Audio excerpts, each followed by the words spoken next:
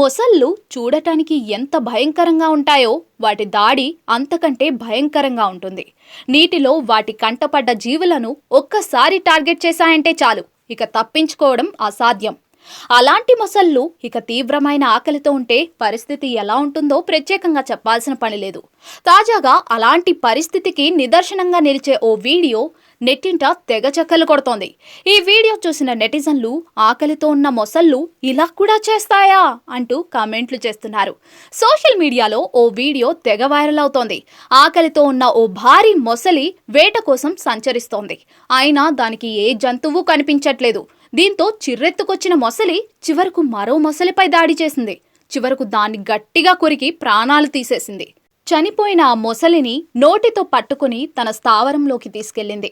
మొసలిని చూసి ముందుగా ఏదో జంతువును వేటాడిందేమో అని అంతా అనుకున్నారు. కానీ తర్వాత దాని నోట్లో మరో మొసలిని చూసి అంతా షాక్ అయ్యారు. అంతా చూస్తూ ఉండగానే ఆ భారీ మొసలి చనిపోయిన మొసలిని తీసుకెళ్తుంది. ఈ ఘటన మొత్తం అక్కడే పడవల్లో ఉన్నవారు తమ కెమెరాల్లో బంధించారు. ఈ వీడియో ప్రస్తుతం నెట్టింట తెగ చక్కర్లు కొడుతోంది.